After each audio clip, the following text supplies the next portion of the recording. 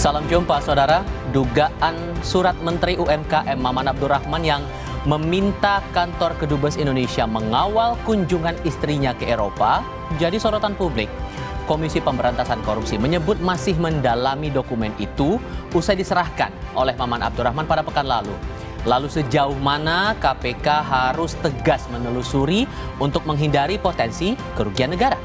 Yang menjadi sorotan di Sapa Indonesia malam lainnya adalah KPK mengungkap sistem pengadaan barang dan jasa Sumatera Utara masuk zona merah. KPK bilang hal itu mengonfirmasi temuan dugaan korupsi proyek jalan di Sumatera Utara. Salah satu tersangkanya adalah Kadis PUPR Sumut sekaligus mantan anak buah Gubernur Sumut Bobi Nasution. Kami akan bahas selengkapnya di Sapa Indonesia malam hari ini. Dan waktunya Anda akan bersama kami hanya di Kompas TV, independen, terpercaya.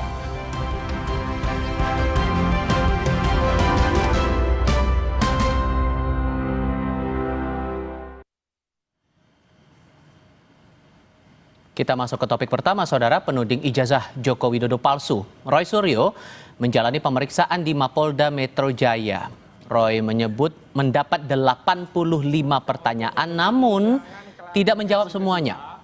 Menurut Roy, sebagai terlapor, dia mempunyai hak untuk tidak menjawab pertanyaan. Apalagi jika pertanyaan yang diajukan polisi justru digunakan untuk menjeratnya. Karena itu, menurut Roy, pemeriksaan berlangsung cepat.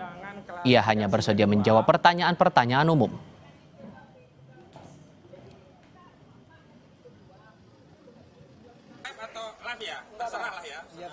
Tapi bentar, yang ngomong satu-satu ya Pak. Hak asasi manusia. Kalau kita sudah menjadi terlapor, maka kita berhak untuk tidak memberikan keterangan. Ya, karena itu hak dari kita. Buat apa kita memberikan keterangan kalau ternyata keterangan itu malah nanti akan digunakan untuk menjerat kita dan teman-teman semuanya. Penerapan pasal itu 28 ayat 2 itu yang itu mentautkan antara SARA. Mana akibat SARA? Suku, agama, ras, dan antar golongan yang kami buat. Kemudian tentang kebohongan yang kemudian menimbulkan keonaran di ayat 3-nya juga nggak ada juga. Jadi karena itu tidak ada semua, maka kami tadi sepakat ya, kami hanya diperiksa tentang ditanya di awal depan nama dan kemudian bagaimana kondisi kesehatan. Tapi seterusnya ya karena nggak ada hubungannya, ya makanya ya udah lanjut saja. Jadi makanya dengan cepat, meskipun saya nggak tahu masing-masing mungkin agak berbeda. Saya ada 85 pertanyaan dengan 55 halaman, maka bisa diselesaikan dengan sangat cepat ya. Selain Roy Suryo, polisi juga memeriksa sejumlah terlapor dalam kasus ijazah Jokowi, yakni Egy Sujana, Rismon Sianipar, Kurniatri Royani, lalu ada Rizal Fadilah dan Rustam Effendi. Sementara terlapor Tifauzia absen dan diwakili kuasa hukumnya. Undangan klarifikasi pada hari Senin merupakan buntut dari pelimpahan 5 laporan terkait tudingan ijazah palsu Jokowi yang dilaporkan di beberapa Polres wilayah Jakarta, Bekasi, dan Depok.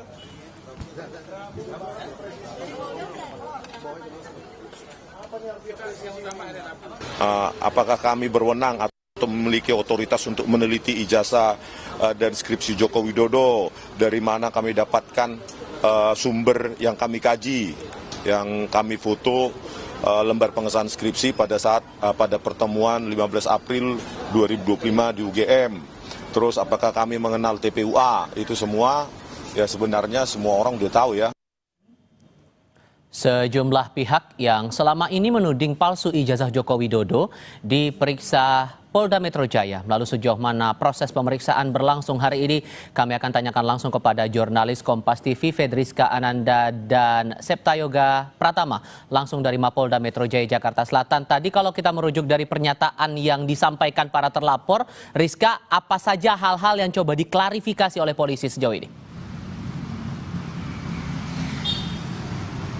Ya, Tifal, terkait dengan pemeriksaan Roy Suryo dan juga teman-teman pada hari ini berkaitan sebetulnya dengan 2 laporan yang dilayangkan ke Polda Metro Jaya. Yang pertama ini adalah laporan yang dilayangkan oleh Presiden RI ke-6 Joko Widodo atas dugaan fitnah dan pencemaran nama baik. Kemudian juga ada laporan yang dilayangkan oleh Peradi Bersatu mengenai penghasutan dan juga mengenai dugaan adanya penyebaran data pribadi, penghasutan dan juga menyebarkan berita bohong begitu melalui media elektronik. Nah, inilah sebetulnya tadi yang didalami oleh penyidik Polda Metro Jaya, yang mana Roy Suryo dan juga teman-teman tadi ini diperiksa mulai dari pukul 10 pagi hingga pukul 5 sore. Tadi kalau misalkan kita juga mengikuti wawancara yang dilakukan oleh Roy Suryo setelah kemudian dilakukan pemeriksaan, ia mengatakan bahwa dirinya ini dicecar sebanyak 85 pertanyaan yang memang tidak seluruhnya dijawab oleh Roy Suryo.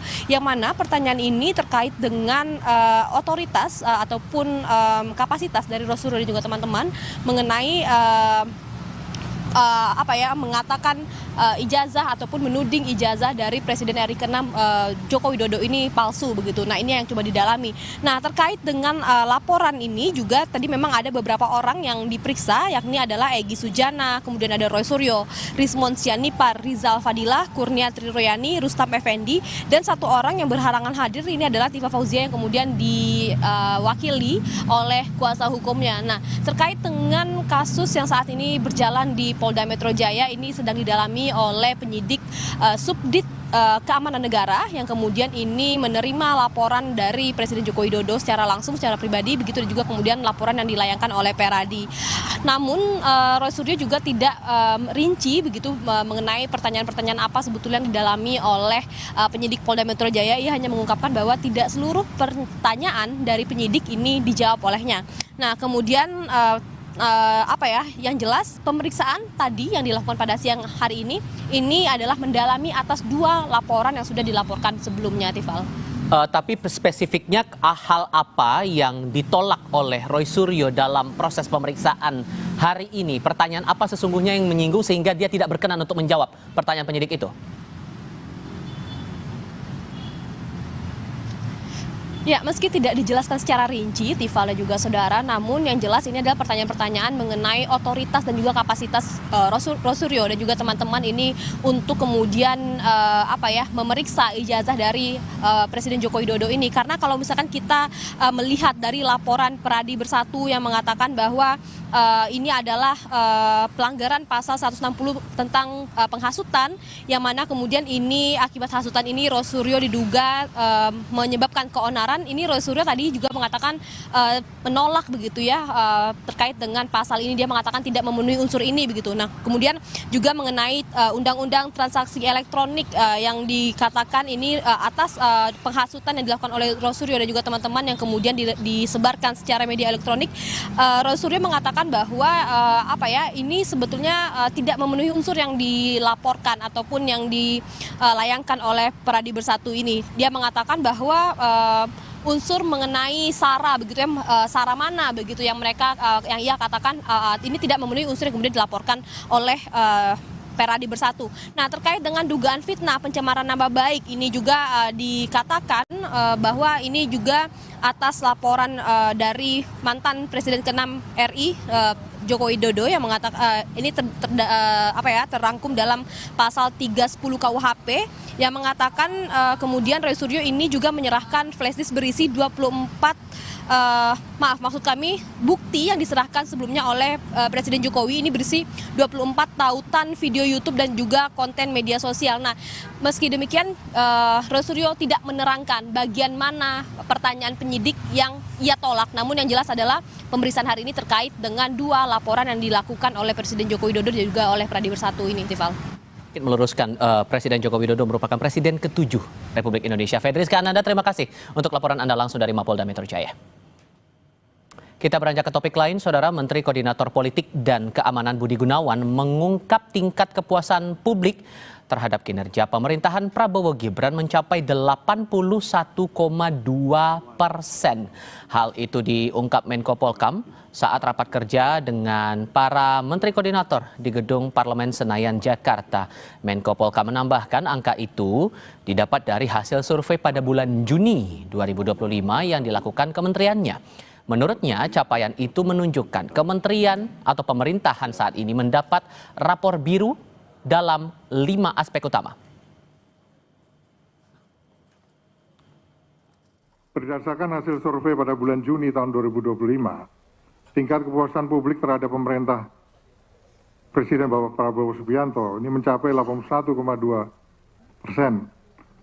Survei ini mencatat pemerintah memperoleh rapor biru pada 5 aspek utama, yaitu ada aspek sosial budaya 95,1%, keamanan nasional 83,1%, stabilitas politik 70,8%, penegakan hukum 67,8%, kinerja ekonomi makro sebesar 67,4%. Tentunya temuan ini memberi sinyal kuat bahwa stabilitas politik dan keamanan yang selama ini kita jaga secara kolektif mulai berbuah dengan adanya kepercayaan publik yang semakin naik.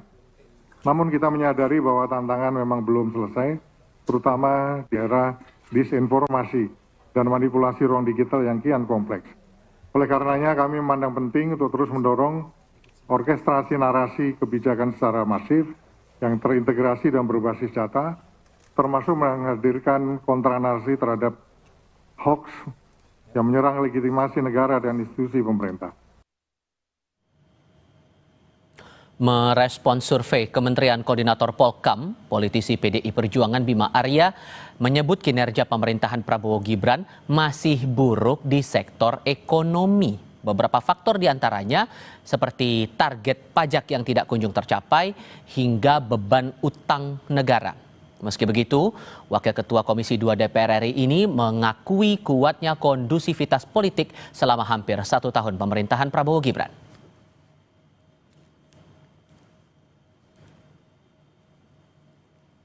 Secara politik bisa dikatakan saat ini pemerintahan Pak Prabowo ini sangat kuat kondusivitas politiknya ya.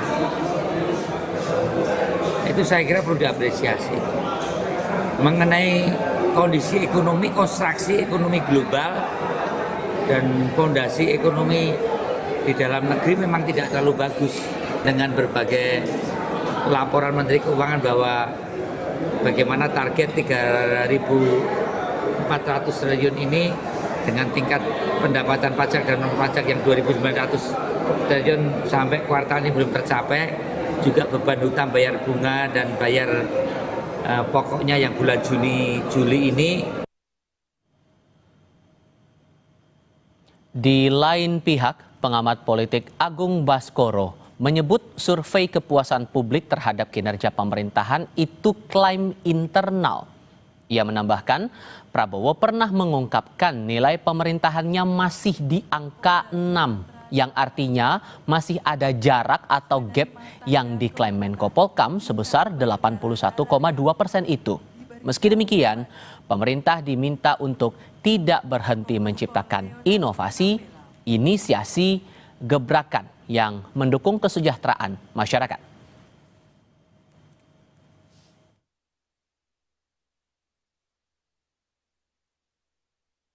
Disampaikan oleh Menko Polkam terkait tingkat kepuasan publik terhadap kinerja pemerintah hari ini atau Presiden Prabowo beserta kabinetnya mencapai 81,2%. Sebuah angka yang sangat tinggi karena ini mengafirmasi bahwa kinerja pemerintah secara kuantitatif masih optimal dan dirasakan oleh masyarakat. Tapi ini menjadi klaim internal. Di luar itu, publik juga tidak lupa bahwa sebelumnya Presiden Prabowo pernah menyampaikan di hadapan beberapa jurnalis di kediaman pribadinya di Hambalang bahwa nilai pemerintah yang ia pimpin masih 6 dari 10. Artinya apa? Gap antara kepuasan 81% tadi dengan nilai 6 ini perlu dijembatani. Kita beranjak ke topik lainnya, Saudara. Gunung Lewotobi laki-laki di Kabupaten Flores Timur, Nusa Tenggara Timur, kembali erupsi dengan tinggi kolom abu mencapai 18 km. Hujan kerikil melanda desa sekitar lereng gunung, bahkan sampai ke Kabupaten Sika. Gimana kita ini? Aduh, aku kaget ya. Aku udah bilang tadi tuh. Visual yang Anda lihat ini adalah detik-detik erupsi eksplosif Gunung Lewotobi laki-laki yang terekam ponsel warga pada Senin siang.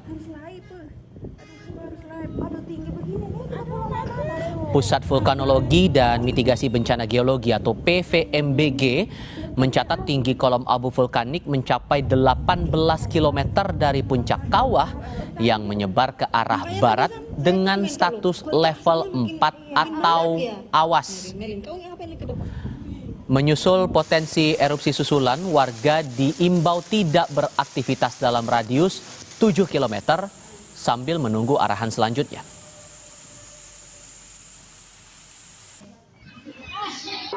Imbas erupsi Gunung Lewotobi laki-laki ini, 6 penerbangan dari dan menuju Flores Timur maupun Sika dibatalkan.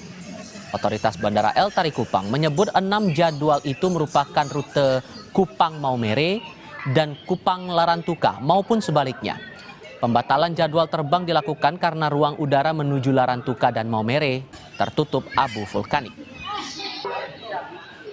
Sampai dengan siang hari ini, tanggal 7 Juli 2025, untuk penerbangan di Bandar Udara El Tari sendiri masih berlangsung normal.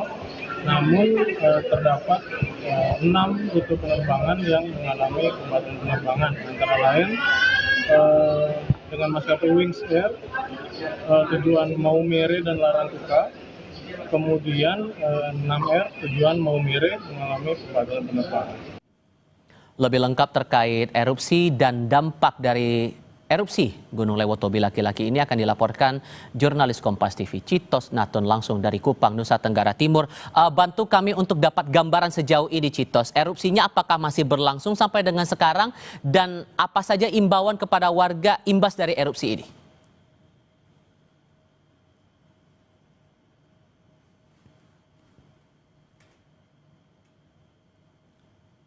Citos? Kita coba perbaiki dulu komunikasi kami dengan Citos Natun yang melaporkan dari Kupang, Nusa Tenggara Timur ini untuk mengetahui keadaan warga lalu juga dampak dari erupsi Gunung Lewotobi laki-laki sejauh ini. Yang kami cermati setidaknya ada dampak terhadap penerbangan di Bandara El Tari Kupang. Ini ada penerbangan baik dari beberapa rute yang juga menjadi perhatian dari efek Gunung Lewotobi yang mengalami erupsi pada siang tadi. Saya pastikan dulu untuk bisa kita berkomunikasi lagi dengan jurnalis kami, Citos Natun dari Kupang, Nusa Tenggara Timur. Citos, suara saya terdengar jelas ya? Mungkin bisa dibuka dulu audionya biar bisa saya mendengar suara Anda dengan jelas, Citos. Semoga Anda sudah membuka audionya dari virtual dalam jaringan. Citos, sudah mendengar suara saya, Citos? Oke, kami coba perbaiki lagi komunikasi dengan tim liputan kami yang berada di Kupang, Nusa Tenggara Timur, Citos Natun. Yang terakhir kali kami pahami, Gunung Lewotobi laki-laki ini sudah erupsi dengan tinggi kolom abu mencapai 18 km hingga memicu hujan kerikil dan menimpa desa sekitar lereng gunung bahkan sampai ke wilayah Kabupaten Sika. Kita coba tersambung lagi dengan Citos Natun, jurnalis kami di Kupang, Nusa Tenggara Timur. Citos, suara saya terdengar jelas ya? Citos? Baik, Tifal, untuk erupsi Gunung Lewotobi laki-laki sendiri memang kami memantau sejak siang hari tadi. Kami melihat memang ada begitu banyak warga yang memang terdampak oleh erupsi Gunung Lewotobi laki-laki sejak siang hari tadi. Dan sampai saat ini memang belum ada erupsi susulan.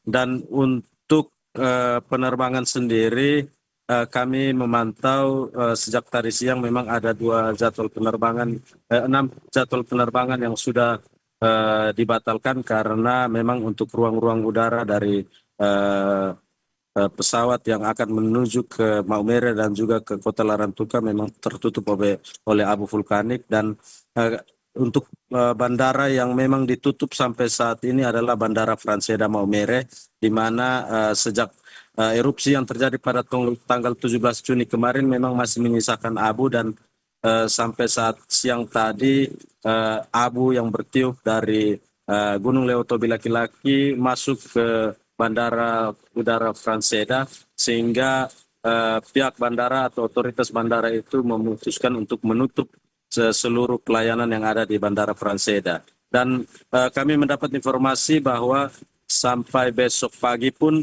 bandara masih ditutup. Kami terus memantau perkembangan di Bandara Franseda karena sampai sore tadi masih terlihat abu vulkanik yang cukup tebal yang mengarah ke arah barat. Bahkan kami memantau pergerakan abu vulkanik ini telah sampai ke Provinsi Nusa Tenggara Barat. Iqbal. Saya harus memastikan dan singkat saja, penutupan bandara ini akan berlaku sampai kapan kira-kira dan pengalihannya akan bagaimana untuk calon penumpang penerbangan ini? Untuk penutupan bandara ini sendiri memang tadi para penumpang telah melakukan reschedule ataupun penjadwalan ulang begitu. Adapun ada juga penumpang yang langsung membatalkan penerbangannya dan memilih untuk melakukan perjalanan melalui jalur laut baik dari Maumere, dari Larantuka maupun dari kabupaten-kabupaten lain yang ada di Pulau Flores. Tifal. Citos Natun melaporkan langsung dari Kupang, Nusa Tenggara Timur. Itu pantauannya dan efek dari penerbangan ini yang masih juga kami pantau. Setidaknya Franseda bandara ditutup, aktivitas penerbangan ditunda sampai kondisi Gunung Lewotobi laki-laki ini kembali kondusif. Terakhir kali yang kami terima informasinya ada tinggi kolom abu akibat erupsi ini mencapai 18 km. Hujan kerikil melanda desa setempat hingga memicu efeknya ini sampai ke Kabupaten Sika. Terima kasih sekali lagi Citos untuk laporan Anda. Dan kami akan jeda sebentar untuk laporan lainnya. Usai jeda berikut, sebuah surat diduga dari Kementerian UMKM meminta kantor Kedutaan Besar Indonesia mengawal kunjungan istri menteri yang jadi sorotan. Tetap bersama kami.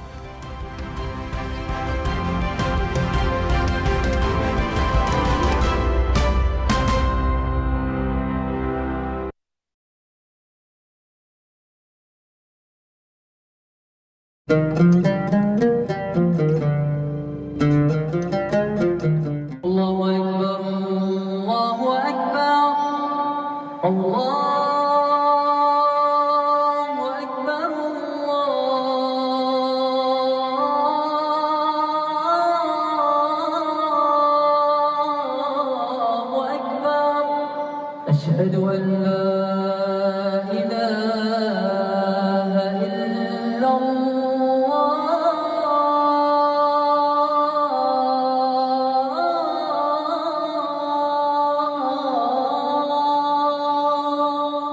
أشهد أن لا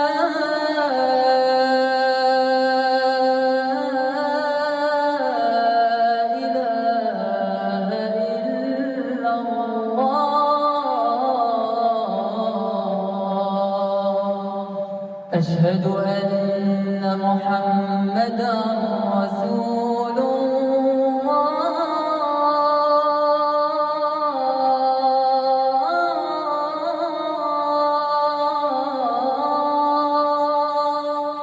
أشهد أن محمدا رسول الله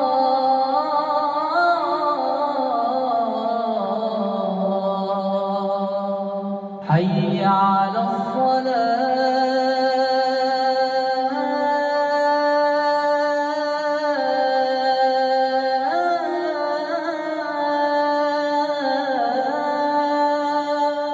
حي على الصلاة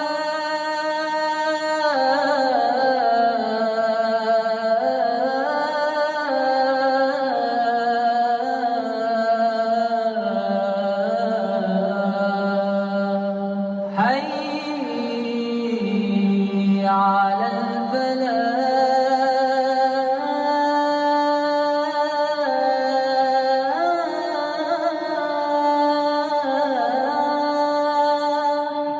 حي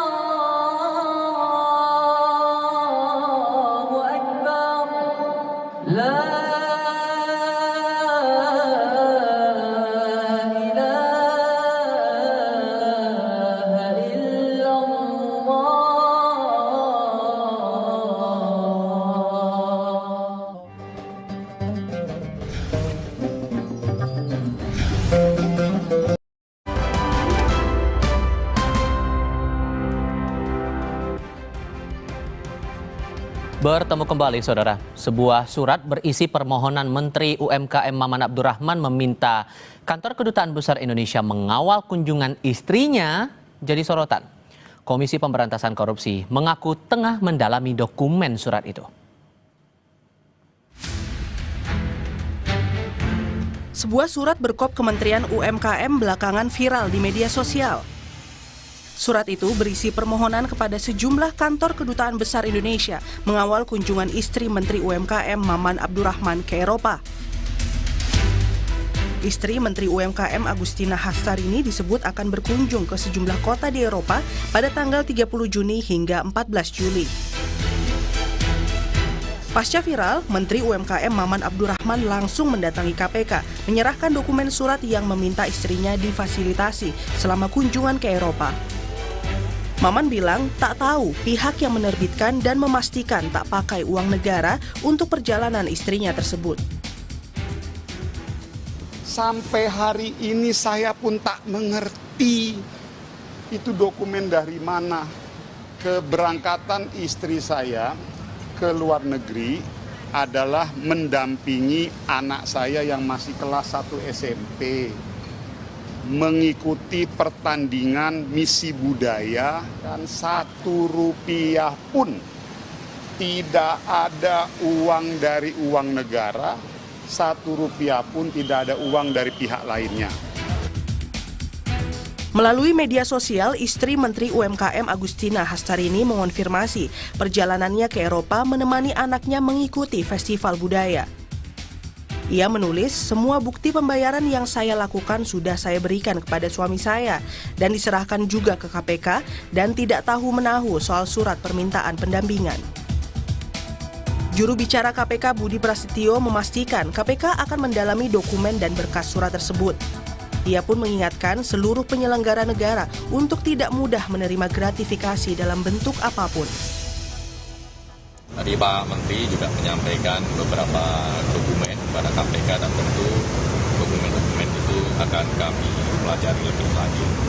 Dan di sini kami juga mengingatkan secara umum sebagai seorang penyelenggara negara ya, siapapun tentu kita juga harus selalu berhati-hati terkait dengan potensi gratifikasi ataupun konflik kepentingan. Karena gratifikasi ataupun konflik kepentingan itu tidak hanya dalam bentuk barang dan jasa, tapi juga bisa dalam bentuk fasilitas, perlakuan, dan sebagainya. Dan modusnya juga bisa juga tidak langsung kepada penyelenggara yang bersangkutan, tapi bisa juga melalui keluarga. Mantan penyidik KPK Yudi Purnomo meminta KPK tegas mengusut surat tersebut untuk mengetahui potensi penyalahgunaan wewenang hingga gratifikasi. Apakah benar bahwa surat tersebut dibuat tanpa sepengetahuan menteri? Kemudian bagaimana surat tersebut dibuat? KPK harus memeriksa semua yang terlibat di dalam pembuatan surat tersebut. Harus juga memeriksa terhadap orang-orang yang dikirimi surat tersebut. Apakah benar surat tersebut itu tidak jadi ya untuk direalisasikan? Apakah jadi? Inilah peran KPK. Ini bukan kali pertama pejabat negara diduga minta pengawalan dan fasilitas untuk keluarganya dari kantor Kedubes Indonesia saat berkunjung ke luar negeri. Pemerintah perlu bersikap tegas agar menghindari potensi kerugian negara dari hal tersebut. Tim Liputan Kompas TV.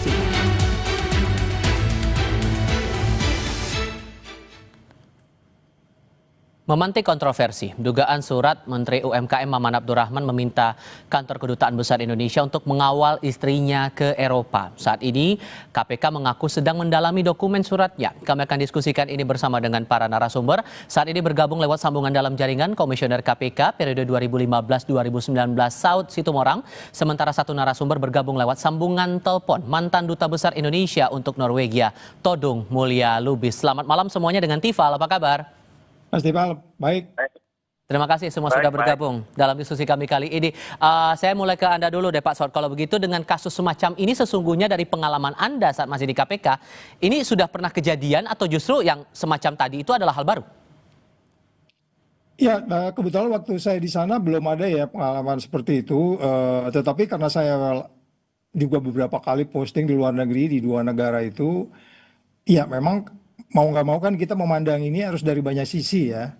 Dari banyak sisi, tetapi kalau dia tidak dilaksanakan dengan baik, dia jadi mencurigakan gitu.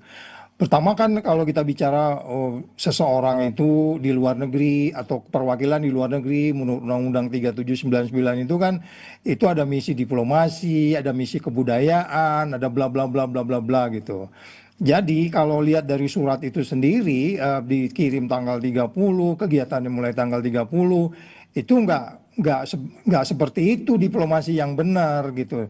Apakah itu ada misi kebudayaan? Yes, of course itu anak kecil pergi ke sana, ada misi kebudayaan, kita nggak tahu apa gitu G2G atau private to private, tapi kan menimbulkan kecurigaan kalau itu tidak dilaksanakan dengan proper. Paling nggak kalau paham, menterinya paham, nggak usah ngirim surat ke kedutaan juga bisa, dia ngirim aja Kemlu sini, Kemlu kirim surat ke sono gitu. Yang jelas ada jadwalnya. Tetapi ketika kemudian dia berjalan kepada lebih dari 7 negara, itu kan menimbulkan pertanyaan-pertanyaan. Sehingga niatnya dari awal tuh dipertanyakan kalau memang murni untuk katakanlah ada misi diplomasi, kebudayaan, membangun hubungan baik, bla bla bla bla bla bla, edukasi dan seterusnya. Itu semua juga ada unit di kedutaan itu yang bertanggung jawab terhadap hal ini. Sehingga kalau kita bicara bagaimana dari awal ini niatnya juga penuh dengan justifikasi, ya niat awalnya itu tidak seperti yang dikehendaki dalam misi diplomasi. Sehingga ketika suratnya viral, kita nggak tahu yang viralin siapa, apakah dari kedutaan atau dari mana. Menimbulkan pertanyaan-pertanyaan yang sering kita hadapi terhadap bagaimana perlakuan KBRI terhadap semua warga negara di luar negeri, kan dia harus sama. Sehingga kalau menurut Anda, sorry saya potong, sehingga kalau menurut Anda dengan kacamata tadi Pak, ada pelanggarankah di sini secara hukum? Ya secara etis itu melanggar etik dong, nggak baik. Dia itu kan memerintahkan, coba aja dia minta itu kan isi suratnya itu ada kata-kata mohon apa ya namanya itu, kami mohon dukungan. Itu kan kata-katanya ada begitu kan. Mohon dukungan itu kan bisa dijabarkan macam-macam kalau buat pegawai negeri yang boleh dibilang tidak bisa menjabarkan tugasnya dengan baik gitu kira-kira. Oke. Saya coba ke Pak Todung kalau begitu. Tapi saya coba konfirmasi dulu biar kami tidak keliru. Anda pengalamannya sebagai duta besar Indonesia di Norwegia atau Islandia, Pak Todung? Saya duta besar untuk Norwegia dan Islandia waktu itu. Oke. Dan sepengalaman Anda saat menjadi duta besar saat itu, Pak, ada nggak tipikal permintaan semacam ini? Minta dikawal lah pejabat atau anggota keluarga teman-temannya dalam agenda tertentu? Begini, kedutaan itu kan memang adalah perwakilan negara Indonesia, Republik Indonesia di luar negeri. Jadi setiap warga negara bisa saja meminta informasi, meminta bantuan dari pihak kedutaan kalau mereka ada masalah. Nah, tapi kan juga kita mesti hati-hati dalam menyikapi permintaan yang datang. Kenapa? Karena kadang-kadang ada permintaan yang tidak jelas. Katanya ingin melakukan satu penelitian atau ingin melakukan kerjasama kolaborasi dengan pihak-pihak tertentu di sana, tapi ujung-ujungnya sebetulnya ingin ya dharma wisata, ya, ingin piknik, ya. Jadi kita mesti melihat. Nah biasanya kalau itu ada kaitan dengan misi kebudayaan, selalu ada korespondensi sebelumnya, ya, antara kedutaan dengan pihak yang mengirimkan misi kebudayaan itu. Tidak ujuk-ujuk mendadak seperti itu, ya. Nah jadi kalau saya ya waktu menjabat sebagai duta besar, saya sangat hati-hati melihat ya prosesnya. Kalau mendadak ya kita bisa curiga kok bisa mendadak seperti itu. Ada apa? Kategori mendadaknya itu tuh harus berapa lama kira-kira Pak yang bisa diterima? Ya kalau orang mengirimkan misi kebudayaan kan pasti butuh persiapan, ya. Nggak mungkin dia datang 1 hari 2 hari suratnya 1 atau 2 hari sebelumnya. Pasti ada komunikasi dan di kedutaan itu ada Pensosbud, ya. Ada orang yang betul-betul menangani ya bidang sosial budaya. Nah mereka ini yang akan komunikasi sebetulnya. Jadi ya saya tidak mau memberikan ACC kalau misalnya tidak jelas misinya. Karena kadang-kadang bisa disalahgunakan. Nah disalahgunakan ini kan menyangkut fasilitas, menyangkut aparat ya, pejabat pegawai negara yang bertugas di sana itu kan butuh kejelasan. Jangan kita disalahgunakan.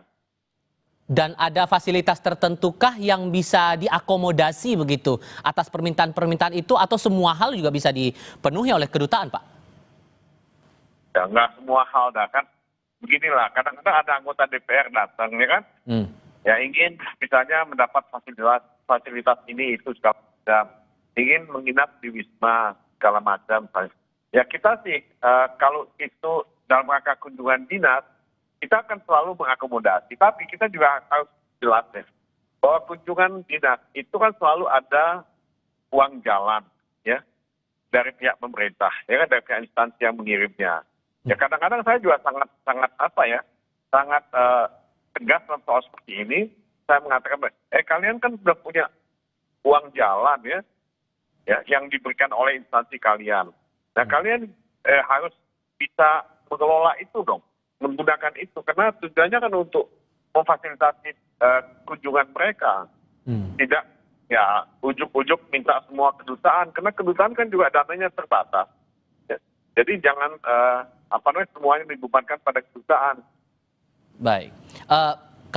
Saya ke Pak Saud sekarang. Pak Saud, kalau Anda lihat bahwa secara etik itu melanggar, dan di sisi lain KPK saat ini juga sedang mempelajari, mengusut lagi kasus ini, siapa kira-kira menurut Anda, Pak Saud, yang perlu untuk diklarifikasi atau diperiksa terkait dengan hal ini?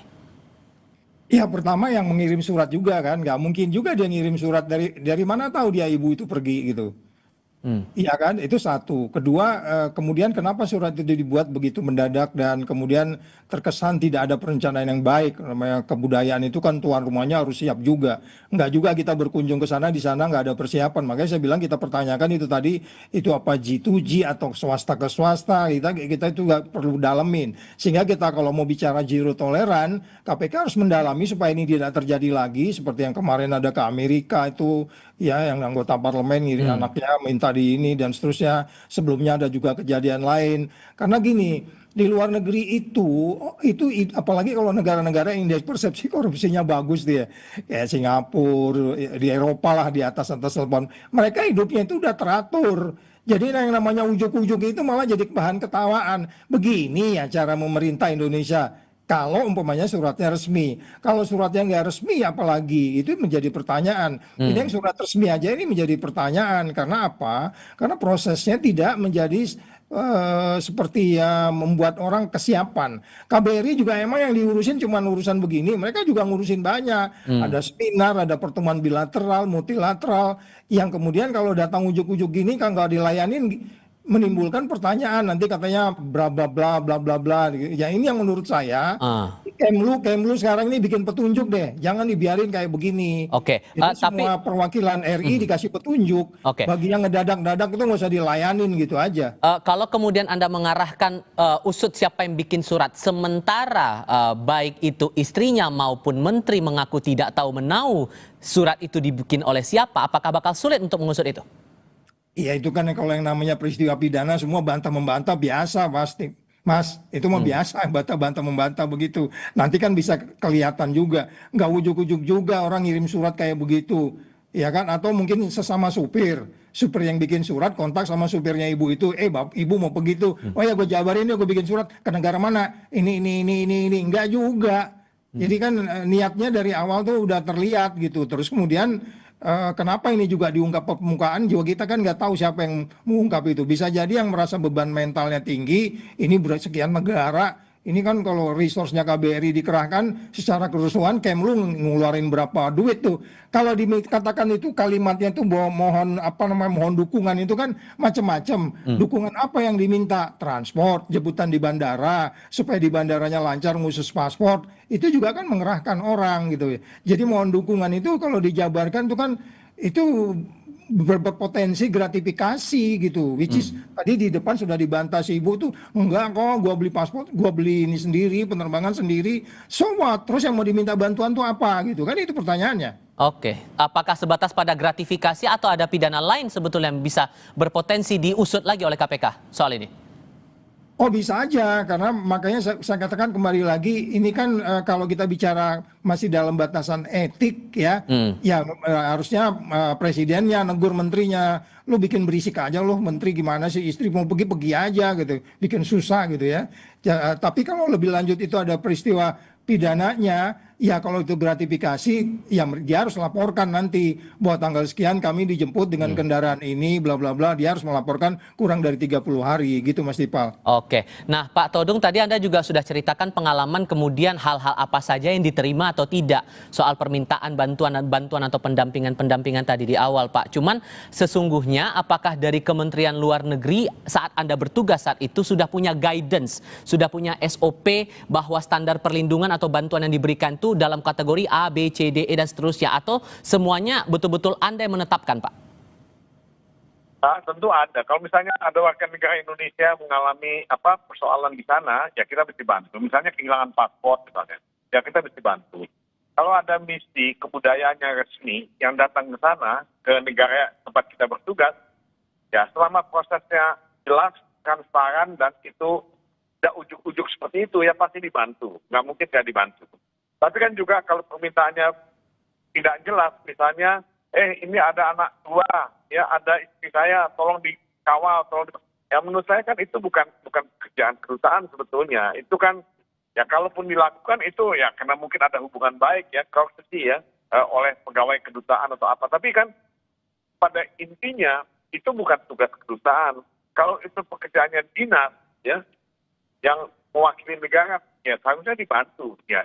Itu, tapi ini juga bukan hanya soal guidelines, soal akal sehat, soal kewajaran.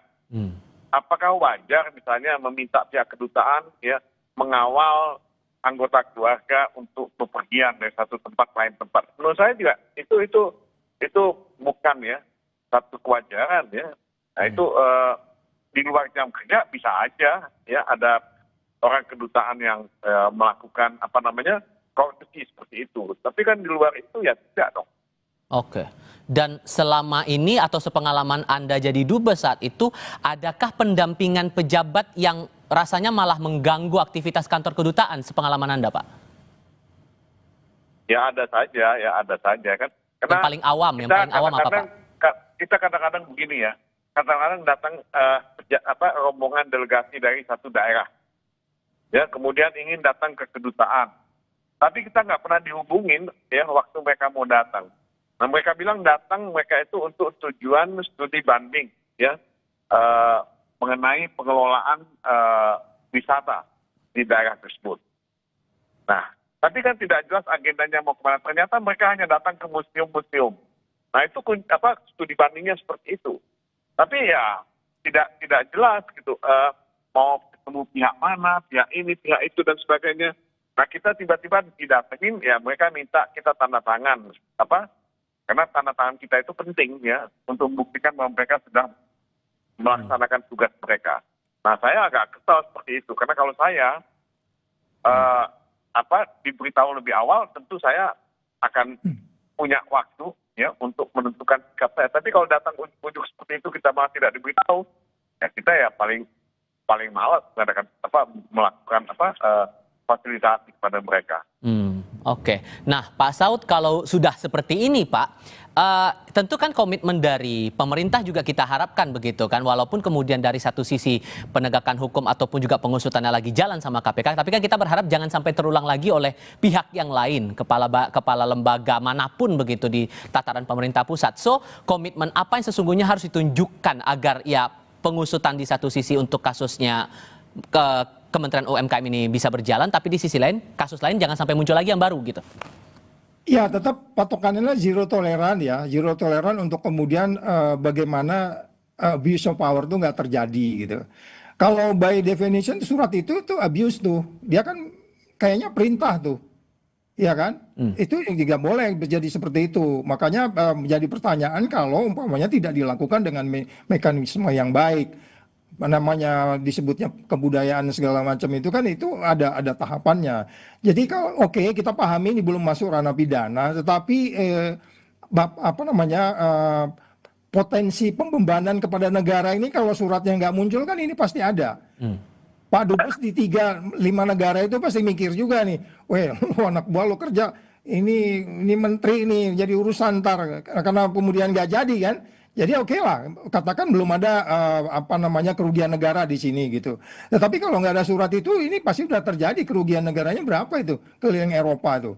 Jadi sekali lagi pentingnya pemisahan tugas urusan publik dengan urusan negara itu harus dipastikan kepada semua kita kalau kita penyelenggara negara. Karena ada risiko-risiko di situ. Menerima diskon aja nggak boleh yang namanya gratifikasi itu. Apalagi Anda menerima perlakuan yang tidak diterima juga oleh warga negara atau mahasiswa lainnya di sana gitu. Coba kalau tiba-tiba mahasiswa datangi Dubes, Pak Dubes bantuin kita dong gitu ya kan. Harusnya kan harus dilayani semua gitu. Kalau ngelayanin semua pusing juga. Nah ini menjadi masalah kan ketika suaminya itu penyelenggara negara. Ada etika, ada estetika, ada aturan di situ. Itu yang mereka nggak paham. Jadi menteri ini dalam rangka yang namanya kemarin itu ke daerah itu harus diajari juga etika berdiplomasi gitu Mas Tifal. Itu tampaknya akan jadi PR bersama di sini Pak Saud, Pak Todung. Terima kasih banyak ya sudah mau bergabung dalam diskusi kami kali ini. Sehat selalu semuanya. Selamat malam. Malam. Cynthia Rompas akan melanjutkan Sapa Indonesia Malam sebentar lagi dengan topik lainnya. Komisi Pemberantasan Korupsi mengungkap sistem pengadaan barang dan jasa di Sumatera Utara yang masuk kategori merah. Tetap bersama kami.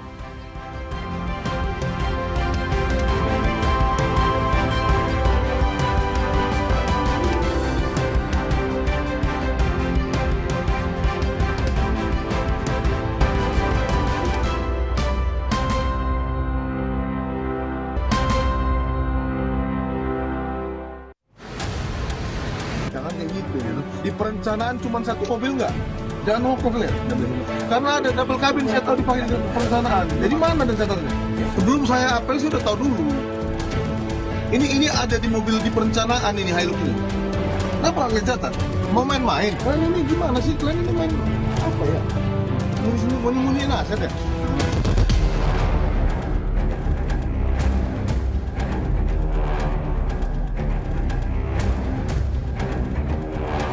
Ada hitung-hitungannya, seperti kepala dinas akan diberikan sekitar 4-5% dari nilai proyek.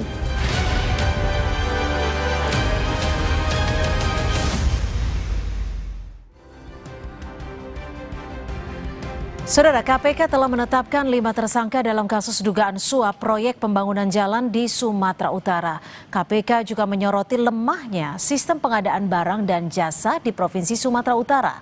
KPK menyebut sistem pengadaan barang dan jasa di Sumatera Utara masuk kategori merah. KPK baru-baru ini mengungkap kasus dugaan korupsi proyek pembangunan jalan di Provinsi Sumatera Utara.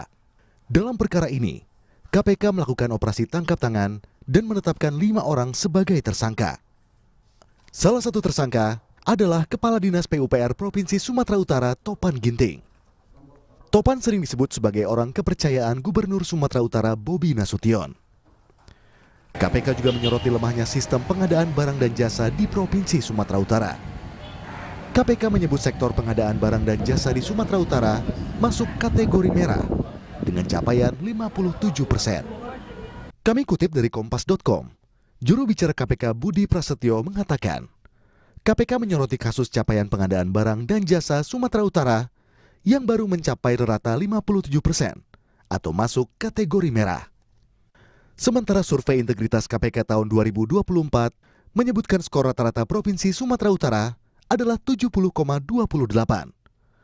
Khusus untuk Pemprov Sumatera Utara, skornya hanya 58,55 atau masuk kategori rentan. Data KPK lainnya mengungkap, sejak 2004 hingga Juni 2025, KPK menangani 1.064 kasus korupsi dengan modus suap dan gratifikasi. Dari perkara tersebut, 423 diantaranya terjadi di sektor barang dan jasa. Sementara Gubernur Sumatera Utara Bobi Nasution menyatakan meski sudah menerapkan sistem sebaik-baiknya, namun semua tetap tergantung pada SDM atau individunya. Kita ingin sebaik-baiknya sistem itu tergantung dari SDM-nya lagi. Ini yang dari penjelasan dari KPK kemarin ya, sama-sama tahu penjelasan dari KPK kemarin. e-katalog itu salah satu cara untuk menghilangkan tindak pidana korupsi. Itu sistem loh. Sistemnya itu e-katalog untuk mengurangi tindak pidana korupsi. Tapi kalau masih ada cara-caranya berarti kan tergantung individu. Maka kita selalu mengingatkan. Saat ini KPK terus mendalami dugaan korupsi proyek pembangunan jalan di Sumatera Utara. KPK telah menggeledah sejumlah tempat dan memeriksa sejumlah saksi. KPK juga membuka peluang untuk memeriksa Gubernur Bobi Nasution. Tim Liputan, Kompas TV.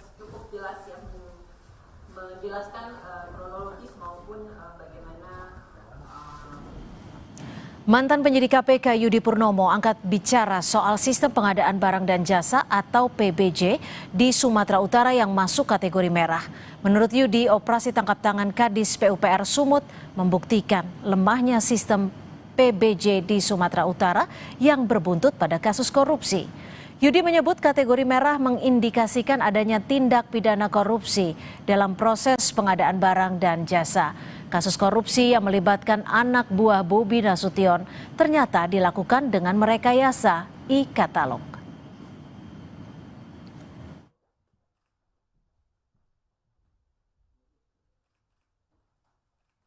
Masuknya proses pengadaan barang dan jasa di Sumut yang dalam kategori merah memang bisa mengindikasikan adanya dugaan tindak pidana korupsi. Dan akhirnya terjadi ketika KPK melakukan operasi tangkap tangan, di mana langsung Kepala Dinas PU Provinsi Sumatera Utara yang terkena. Dan kita tahu bahwa ini terkait dengan suap dalam proses pengadaan barang dan jasa melalui e-katalog, di mana ternyata e-katalog bisa direkayasa oleh pihak-pihak ini. Saudara, setelah melakukan OTT dalam kasus suap proyek pembangunan jalan, KPK menyebut sistem pengadaan barang dan jasa di Sumatera Utara masuk kategori merah. Capaiannya hanya 57%. Apakah ini artinya sistem di Sumatera Utara rentan atau rawan praktik korupsi? Kita ulas bersama Wakil Ketua KPK periode 2015-2019. Sudah ada Bang Laude M. Syarif serta anggota Komisi 11 DPR RI, sudah ada Pak Fatih. Selamat malam Pak Fatih. Bang Laude, terima kasih sudah bergabung bersama kami di Sapa Indonesia Malam. Bang Laude, kalau kita lihat kategori merah, capaiannya hanya 57%. Ini kalau Anda membacanya, apa yang sebenarnya bisa dijadikan indikator? Ya, jadi pertama sebenarnya Sumatera Utara ini bukan hal baru ya. Waktu saya di KPK, Sumatera Utara itu kita jadikan sebagai daerah yang paling rentan korupsi. Karena ada dua gubernur sebelumnya, Samsul Arifin sama Gatot Pujo Nugroho itu pernah juga terlibat korupsi.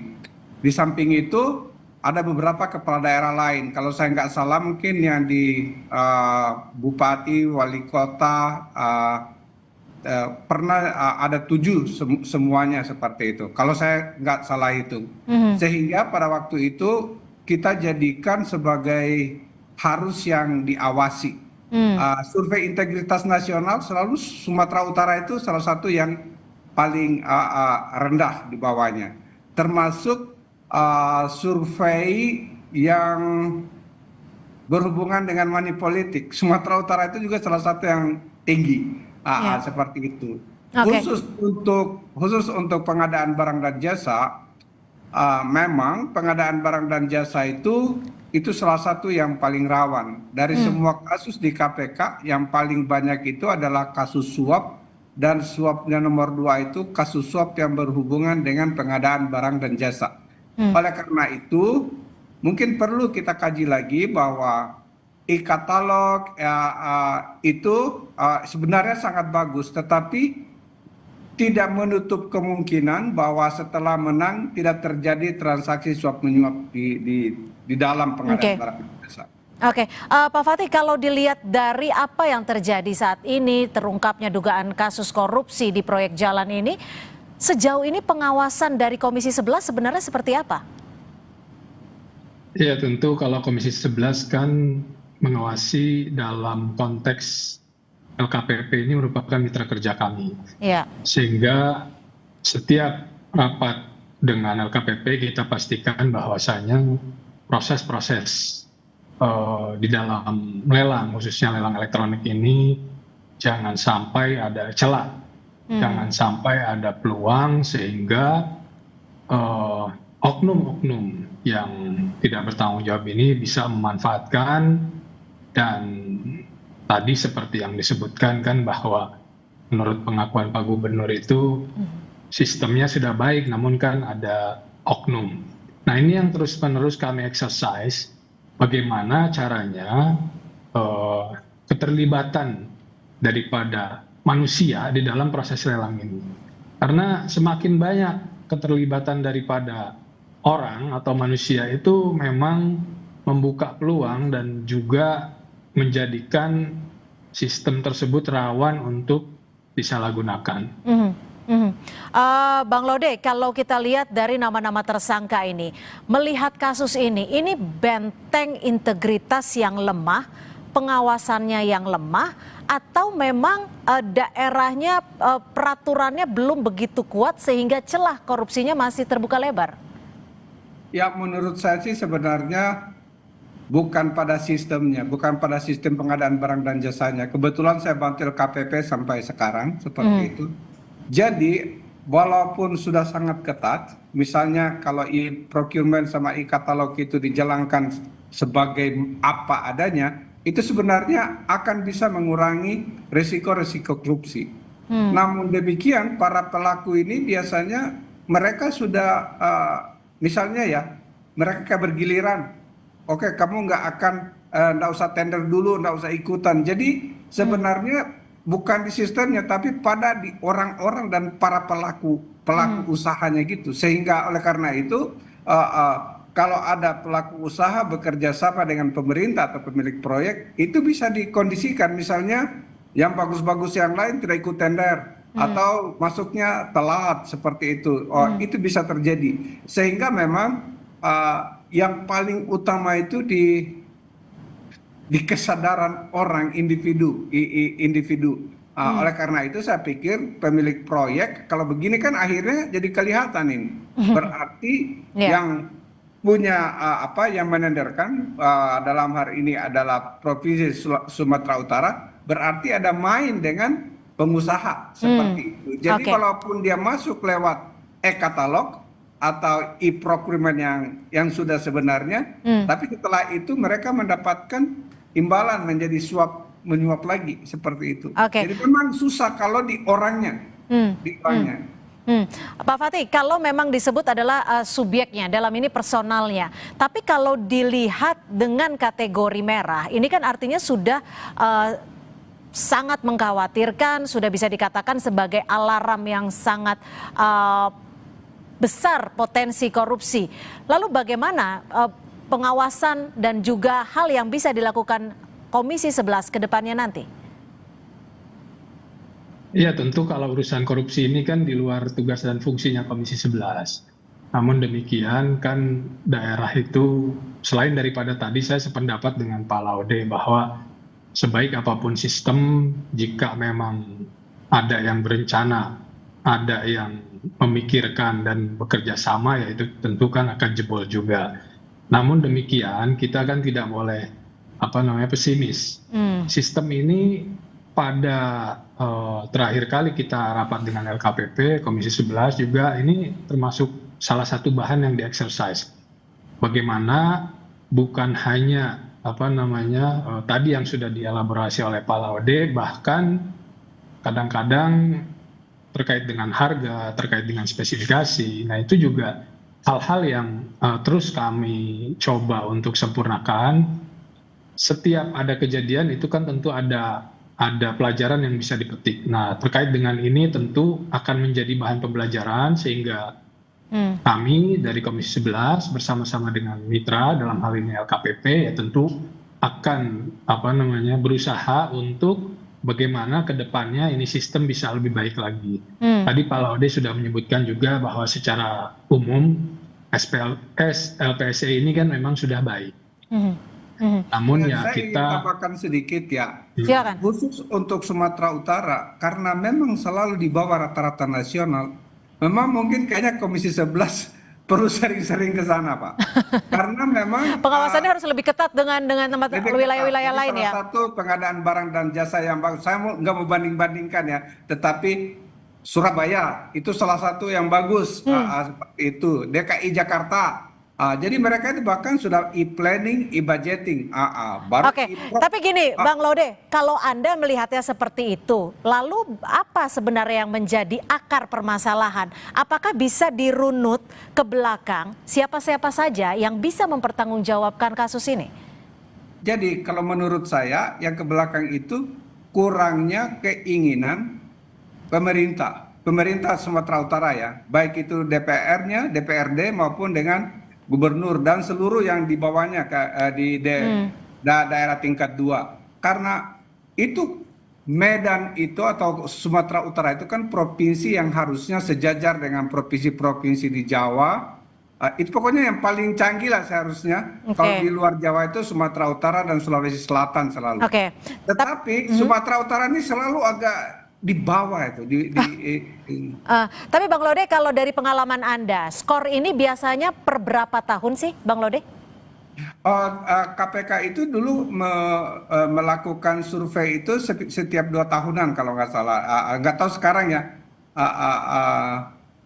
Nggak tahu kalau KPK yang dulu, tetapi di zaman kami itu seperti itu. Tapi kalau melihat sudah seperti ini, sudah istilahnya raport merah, alarm, kategori merah, dari Pemprov sendiri apa yang bisa dilakukan? Iya, satu tadi itu seperti yang dikatakan oleh Pak Fatih, bahwa satu Pemprov sendiri semua mengikuti tata kelola pengadaan barang dan jasa yang baik. Ya, termasuk dari gubernurnya ya, Bobi Nasution? Oleh LKPP.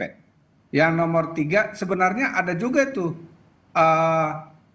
pantauan setiap hari dari Korsup Pencegahan KPK.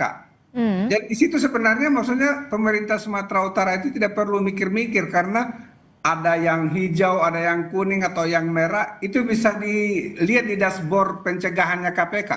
Jadi tinggal menambal aja semua yang rusak-rusak itu.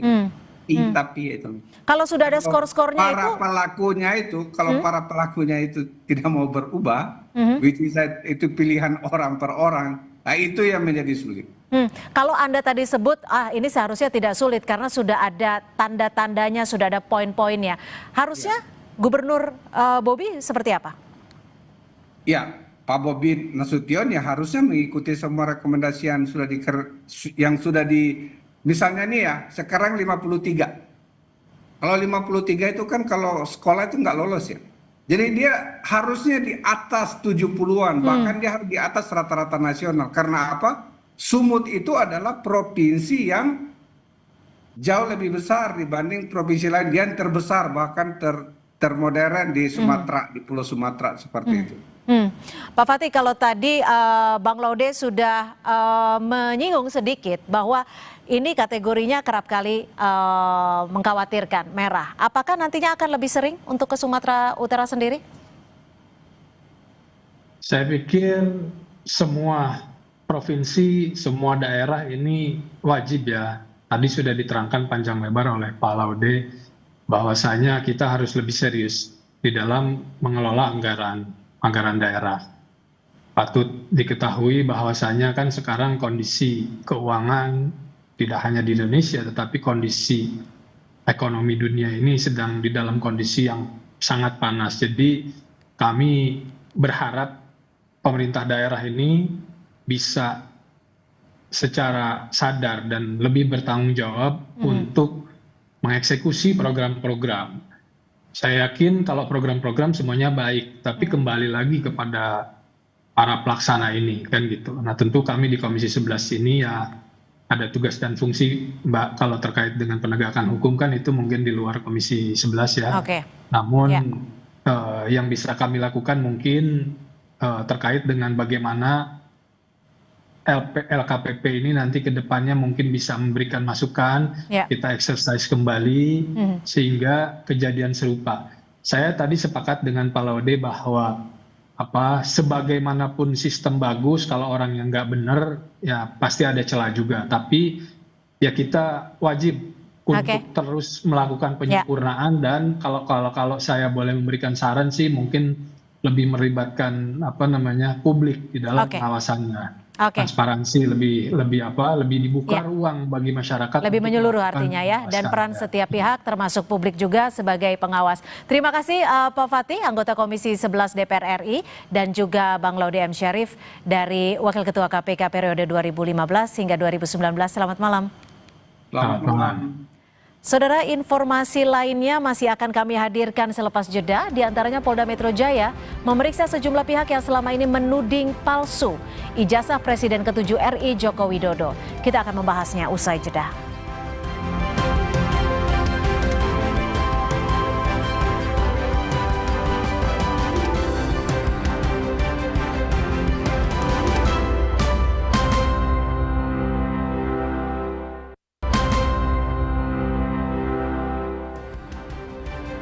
Terima kasih, saya Cynthia Rompas masih menemani Anda di Sapa Indonesia Malam. Saudara, Polda Metro Jaya memeriksa sejumlah pihak yang selama ini menuding palsu ijazah Presiden ke-7 RI Joko Widodo.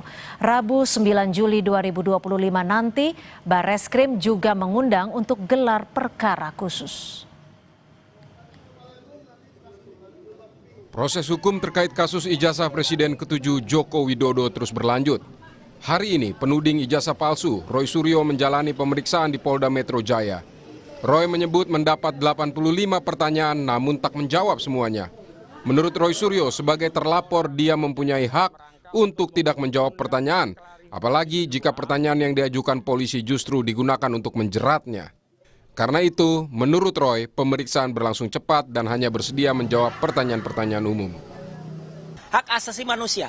Kalau kita sudah menjadi terlapor, maka kita berhak untuk tidak memberikan keterangan, ya, karena itu hak dari kita. Buat apa kita memberikan keterangan kalau ternyata keterangan itu malah nanti akan digunakan untuk menjerat kita dan teman-teman semuanya. Penerapan pasal itu 28 ayat 2 itu yang itu mentautkan antara SARA. Mana akibat SARA? Suku, agama, ras, dan antar golongan yang kami buat. Kemudian tentang kebohongan yang kemudian menimbulkan keonaran di ayat 3-nya. Juga nggak ada juga.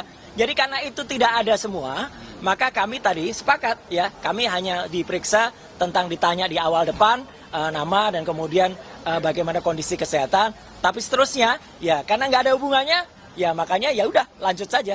Jadi makanya dengan cepat, meskipun saya nggak tahu masing-masing mungkin agak berbeda. Saya ada 85 pertanyaan dengan 55 halaman, maka bisa diselesaikan dengan sangat cepat ya. Selain Roy Suryo, Polda Metro Jaya juga memeriksa sejumlah terlapor kasus ijazah Jokowi. Antara lain Ketua Tim Pembela Aktivis dan Ulama atau TPUA Egy Sujana, Rismon Sianipar, Kurnia Tri Royani, Rizal Fadila, dan Rustam Effendi. Tokoh TPUA Egy Sujana bilang kasus ini tak perlu berlarut-larut jika Jokowi menunjukkan ijazahnya secara langsung. Saya pernah bilang di pengadilan, jika Jokowi menunjukkan ijazah asli, case close, tutup kasus. Saya minta maaf maupun mau. Jangan di framing nih, tiba-tiba Egy minta maaf. Tidak. Kalau Jokowi menunjukkan ijazah asli. Tapi kalau tidak ya saya kejar terus. Sudah kurang lebih 4 tahun berjalan ini. Selain bergulir di Polda, kasus ijazah Jokowi juga diproses di Barreskrim Polri. Tim Pembela Aktivis dan Ulama menyebut bakal menghadiri undangan gelar perkara khusus dari Barreskrim Polri dan meminta kehadiran Roy Suryo dan Rismon Sianipar untuk memeriksa keaslian ijazah Jokowi. Namun kuasa hukum Jokowi menolak dan menganggap Roy dan Rismon tak memiliki kompetensi memeriksa ijazah. Kenapa kami menolak Pak Roy dan Pak Rismon? Pertama, kami melihat ya mereka ini tidak memiliki satu ya, ini hukum acara. Boleh tanya semua penegak hukum, jaksa, hakim, atau polisi sekalipun ya. Di dalam KUHP itu hanya dikenal ahli yang dihadirkan oleh penyidik sendiri, kedua ahli yang dihadirkan oleh tersangka. Ya, pelapor itu tidak ada ruangnya untuk bisa membawa ahli sendiri ujuk-ujuk dalam sebuah forum penyidikan. Itu sudah hukumnya seperti itu. Jadi menjadi lucu ya, ada pelapor membawa ahli. Satu, kedua, kami melihat, mohon maaf, kedua orang ini juga tidak memiliki kompetensi untuk melakukan forensik analog ya. Gelar perkara khusus di Bareskrim Polri rencananya bakal dilakukan pada Rabu 9 Juni mendatang. Sebelumnya pada Mei lalu, Bareskrim Polri menyebut ijazah Jokowi identik dengan dokumen pembanding lainnya dan tidak menemukan unsur pidana pemalsuan.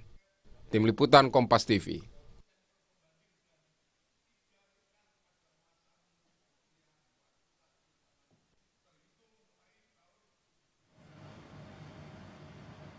Saudara Roy Suryo, Rismon Sianipar, dan sejumlah tokoh tim pembela aktivis dan ulama memenuhi undangan klarifikasi di Polda Metro Jaya terkait tudingan ijazah Joko Widodo palsu.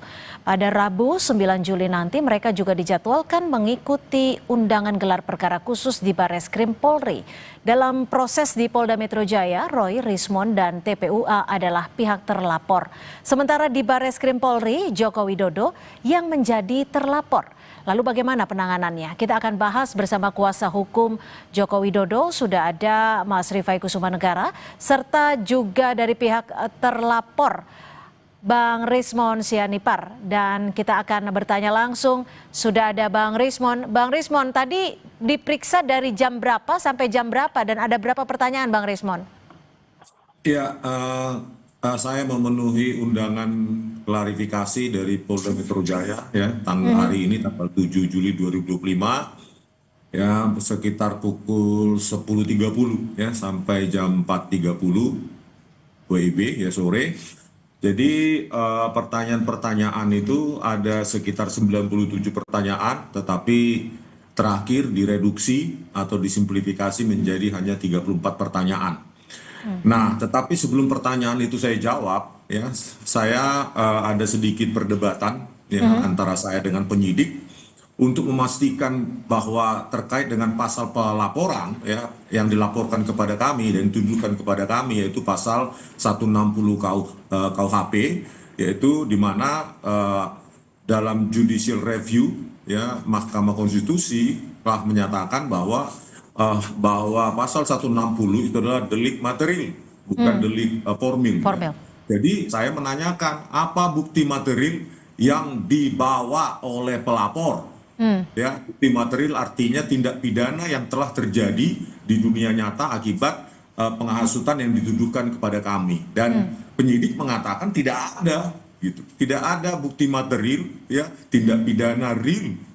Misalnya keonaran, kegaduhan, atau apapun itu akibat penghasutan yang dituduhkan kepada kami. Terus ya saya menyatakan bahwa pasal 160 KUHP itu kenapa dipakai kepada kami? Ini semacam laporan-laporan pepesan kosong ya. Bagaimana ya pelapor itu dengan gampang melaporkan seseorang hanya melampirkan video-video.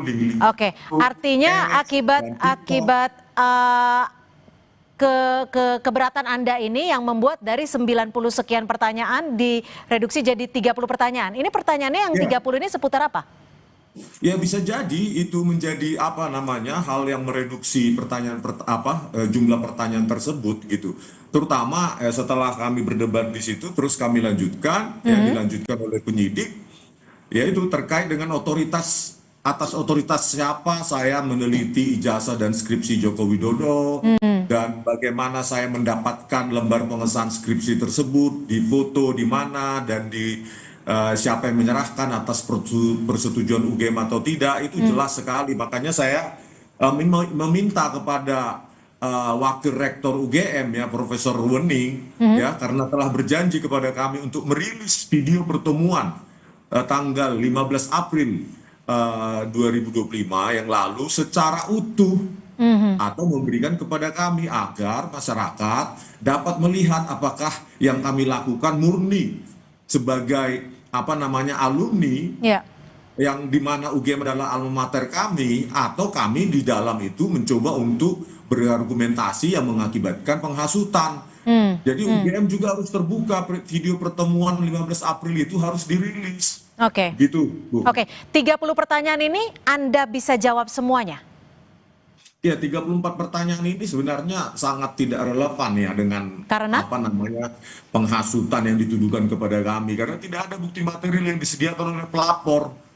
baik juga dengan video-video yang ditanyakan kepada kami terkait dengan pasal berapa itu 28 ayat 2. Kami tidak ada berbicara tentang suku, ras, agama, warna kulit ataupun hal-hal diskriminatif yang lain terhadap Pak Joko Widodo. Jadi memang pasal-pasal ini seolah-olah ingin menjaring kami ya, sehingga apapun kesalahan kami sekecil apapun ya nanti akan diinterpretasikan oleh ahli bahasa untuk menersangkakan kami gitu. Oke, memangnya bukti material apa sih yang Bang Rismon harapkan bisa ditunjukkan ataupun dihadirkan oleh penyidik? Ya setidaknya bukti-bukti material, ada video atau berita yang terverifikasi online ataupun tidak online yang merupakan tindak pidana yang dituduh akibat dari penghasutan yang kami dituduhkan kepada kami. Itu tidak ada sama sekali untuk mengkonfirmasi. Tidak ada sama sekali bukti. Jawaban dari penyidik apa ketika tidak bisa dilampirkan bukti-bukti material ini? Yang pasti ya si pelapor ini 5 orang ini itu tidak menyediakan apapun, itu dicarikan polisi, dicarikan penyidik nanti atau sudah didapatkan katanya ya, tetapi ketika saya tanyakan ya tidak mau memberitahu. Tetapi hal yang pasti di sini betapa mudahnya seseorang melaporkan orang lain dengan tuduhan penghasutan, tetapi mereka yang melaporkan itu tidak menyediakan bukti materi ya tindak pidana akibat penghasutan tersebut, padahal majelis konstitusi ya Mahkamah Konstitusi telah menyatakan bahwa delik itu adalah delik materi. Artinya si pelapor seharusnya menyediakan bukti materi dong. Akibat dari penghasutan yang dituduhkan kepada kami. Gitu. Bang Rismon, tapi gini, pada 1 Juli lalu Bang Roy Suryo CS kan juga menyebut bahwa menolak untuk hadir dalam klarifikasi. Lalu kenapa hari ini Bang Roy, Bang Rismon menyanggupi untuk hadir dalam klarifikasi? Ya itu kan sebenarnya kami sudah ada di Jakarta ya, terutama saya sebelum tanggal 2 Juli 2025 yang lalu. Cuma advice dari tim hukum kami memandang sebenarnya pasal 160 atau pasal lainnya yang dituduhkan kepada kami terkait dengan penghasutan dan SARA itu sangat jauh dari relevansinya dari apa yang kami lakukan. Kami lakukan kan uji ELA ya, terus uji lintasan stempel dengan sebaran RGB, terus menguji jenis huruf yang ada di lembar pengesahan skripsi dan lainnya. Nggak ada hubungannya dengan SARA maupun penghasutan begitu. Oke. Tadi kan Bang Roy juga sempat bilang bahwa khawatir jawabannya nanti justru digunakan untuk menjerat. Kalau Anda ada kekhawatiran seperti itu? Ya sama halnya seperti itu. Ya takutnya jawaban kami nanti diinterpretasikan sesuai dengan keinginan menggunakan ahli-ahli bahasa. Padahal murni kami lakukan tanpa ada motivasi lain, apalagi untuk menghasut. Untuk apa kami menghasut? UGM adalah alma mater kami yang kami cintai. UGM itu alma mater kami yang sangat kami cintai dan kami sangat respect dengan dosen-dosen kami dulu yang mendidik kami. Begitu. Gak ada kepentingan kami merusak nama UGM atau kepentingan untuk menghasut. Kami itu alumni alma mater kami, UGM itu S1 dan S2 kami, baik Pak Roy maupun Bu Tifa, itu UGM adalah sangat berjasa dalam hidup kami. Gitu. Oke, Bang Rismon, ini kan tanggal 9 Juli akan ada gelar perkara khusus. Anda juga akan hadir dalam tanggal 9 Juli nanti? Iya, tentunya ya kami kan diajukan sebagai ahli gitu ya. Sebaiknya pihak ahli independen juga diberikan ruang bagi di Bareskrim nanti, bukan hanya dari ahli dari pihak Pak Jokowi maupun pihak Bareskrim, dan harus terbuka begitu. Jadi masing-masing kan harusnya disediakan memberikan argumentasi ilmiah, biarkan Bareskrim nanti menyimpulkan, dan kalau bisa dilakukan secara terbuka dan dihadirkan semua bukti-bukti itu, put all the evidence, semua evidence itu letakkan di atas meja dan kita teliti secara sama gitu. Dan kalau bisa ya ada peneliti-peneliti independen juga untuk sehingga Bareskrim bisa mendapatkan kesimpulan yang konklusif dan konvergen mengenai keautentikan atau kepalsuan dari ijazah maupun skripsi Pak Joko Widodo. Oke, saya ke Mas Rifai. Tadi sudah ada yang diperiksa termasuk salah satunya Bang Rismon dan juga Roy Suryo. Ini juga disebutkan, Roy menjelaskan bahwa pelapor selain klien Anda nggak ada legal standing. Bagaimana Anda menjelaskan hal ini atau menanggapinya? Oke. Pada intinya saya memahami argumentasi yang disampaikan Pak Rismon dan kawan-kawan. Tapi di sisi lain, sebenarnya kalau mau bicara tidak ada legal standing, itu juga terjadi di dalam perkara kami. Sebenarnya pertanyaan adalah, apakah TPUA memiliki legal standing untuk mempersoalkan kepalsuan ijazah Pak Jokowi? Itu pun juga kalau dicermati, didalami, terlihat tidak ada legal standing. Apalagi pasal 263 itu ada satu unsur harus terjadinya kerugian. Jadi pelapor itu seharusnya saksi korban yang dirugikan akibat terjadi pemalsuan. Nah, dalam hal ini kan sebenarnya apa kerugian yang diderita oleh TPUA? Seandainya misalnya ijazah tersebut palsu. Yang punya kewenangan atau kompetensi untuk melapor justru pertama adalah UGM. Karena misalnya kalau ijazah dipalsukan, UGM yang paling merugikan pertama. Kedua mungkin KPU atau KPUD. Lalu ketiga mungkin paslon lain pada saat pilpres atau pilkada. Nah, mereka-mereka yang memiliki kepentingan untuk melaporkan ijazah. Jadi sebenarnya kalau bicara legal standing di perkara kami pun juga di baris ini, kami berpandangan secara yuridis tidak ada legal standing TPU untuk melaporkan. Mas Rifai, tadi Bang Rismon juga menyatakan bahwa sempat berkeberatan kepada penyidik bahwa meminta untuk dilampirkan bukti-bukti materialnya, tapi tidak bisa dilampirkan. Bagaimana Anda menanggapi hal ini? Ya, memang kalau pemeriksaan itu kan penyidik hanya mendengar keterangan. Ya, bukan berarti yang memberi keterangan seolah-olah menjadi supervisornya penyidik, ingin melihat bukti ini itu. Itu memang tidak ada forum itu gitu, Pak. Namanya orang dipanggil oleh penyidik, sekedar dimintai keterangan. Bisa dijawab silakan, tidak bisa dijawab juga silakan. Jadi bukan pada tempatnya seorang saksi itu justru meminta bukti-bukti apa yang penyidik minta, itu biasanya pertanyaan-pertanyaan itu sebaiknya diajukan oleh pengacara, bukan oleh terperiksa. Itu ketentuannya. Mas Rifai, nanti tanggal 9 Juli 2025 ini kan akan dilakukan juga gelar perkara khusus.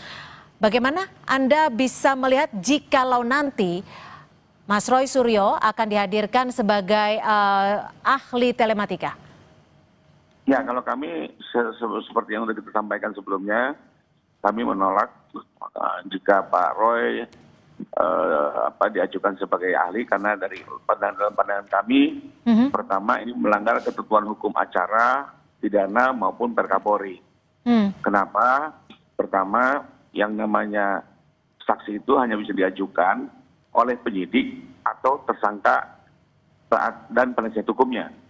Tidak ada namanya saksi ahli itu diajukan oleh pelapor. Itu KUHAP yang bicara seperti itu. Jadi menjadi aneh kalau ada pelapor ujuk-ujuk membawa ahli untuk didengar keterangannya gitu. Itu yang pertama. Kedua, kami menilai Pak Roy tidak memiliki kompetensi maupun kapasitas untuk menguji objek yang bersifat analog. Nah, ketiga, kami melihat beliau sudah tendensius dan memiliki kepentingan subjektif, ya. Karena kita tahu selama ini statement-statementnya sendiri sudah menyerang Pak Jokowi, ya, sudah mendiskreditkan Pak Jokowi. Sementara menurut hukum acara pidana, seorang ahli itu harus independen, harus objektif. Ya, tidak bisa memberikan keterangan-keterangan di luar penelitiannya. Jadi Anda contoh mudahnya gini aja, Mbak, kalau ada seorang dokter melakukan otopsi, ya, kami tangkap. Artinya dari pihak Pak Jokowi sendiri keberatan jika Roy Suryo akan dihadirkan sebagai salah satu ahli dalam gelar perkara khusus 9 Juli nanti. Terima kasih. Dan keberatan kami berdasarkan hukum. Baik, kami tangkap. Terima kasih Mas Rifai Kusumanegara, kuasa hukum dari Joko Widodo, dan juga Bang Rismon Sianipar. Terima kasih sudah bergabung bersama kami di Sapa Indonesia Malam. Selamat malam. Saudara, informasi lainnya di Sapa Indonesia Malam masih akan kami hadirkan selepas jeda. Tetaplah bersama kami.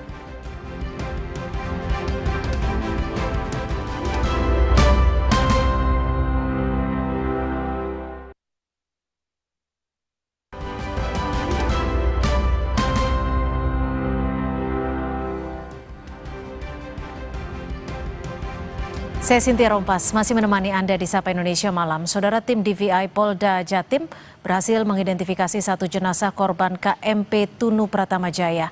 Korban adalah laki-laki berusia 51 tahun, tercatat dalam manifest sebagai sopir truk tronton. Dari hasil pemeriksaan tim DVI Polda Jatim, menurut sidik jari, rangka gigi, postur tubuh, jenazah teridentifikasi laki-laki usia 51 tahun, tercatat manifest sebagai sopir truk tronton asal Pranjangan, Kabupaten Klungkung, Bali. Sebelumnya, jenazah dievakuasi menggunakan KRI Tongko yang mencari di titik terakhir lokasi KMP Tunu Pratama Jaya tenggelam Minggu kemarin. Korban yang pertama yang ditemukan ini, yang pada hari Minggu, dari primer, ya dari primer sidik jari terkonfirm, ya. Pada gigi terkonfirm juga, ya. Dari data pemeriksaan odontologi kita dan dari antemortem foto kita cocokkan teridentifikasi.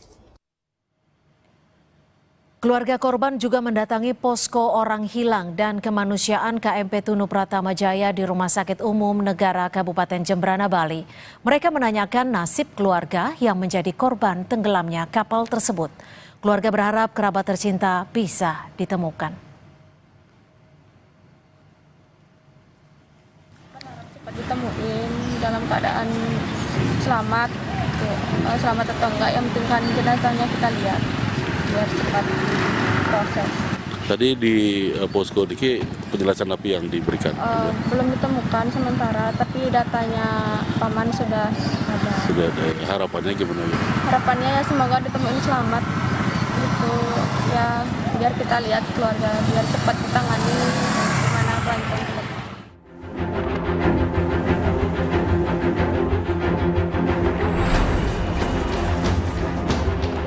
Pencarian korban kapal tenggelam di Selat Bali terus dilakukan. Tim SAR gabungan menemukan sejumlah barang dari KMP Tunu Pratama Jaya di perairan Gilimanuk, di antaranya 12 life jacket, pelampung, dan kapsul penyelamat bertuliskan KMP Tunu Pratama Jaya. Keluarga korban yang menanti kepastian hasil pencarian tim SAR terus menunggu di posko pelabuhan Ketapang, Banyuwangi, Jawa Timur. Sebagian bahkan dalam kondisi stres, kurang fit karena kelelahan. Tim SAR gabungan juga menurunkan alat pemindai objek bawah laut atau ROV atau Remotely Operated Vehicle milik TNI AL ke dalam laut. Selain itu, 15 personel penyelam dari Dislambair dan Kopaska juga disiapkan di KRI Pulau Vanildo membantu pencarian dan evakuasi korban. Kami juga sudah siap menurunkan ROV hari ini, mencoba di 5 nautical mile untuk mencoba mencari di area temuan kemarin terakhir, dan juga kami sudah siap dengan penyelam yang kemarin berada di KRI Pulau Vanildo. Sudah kami turunkan bergabung dengan tim penyelam dari Basarnas dan rekan-rekan lainnya yang ada di sini. Saat ini tim SAR gabungan fokus mencari korban di sekitar titik terakhir ditemukannya jenazah korban. Selain pencarian, proses identifikasi jenazah korban masih terus dilakukan oleh tim DVI. Tim Liputan Kompas TV.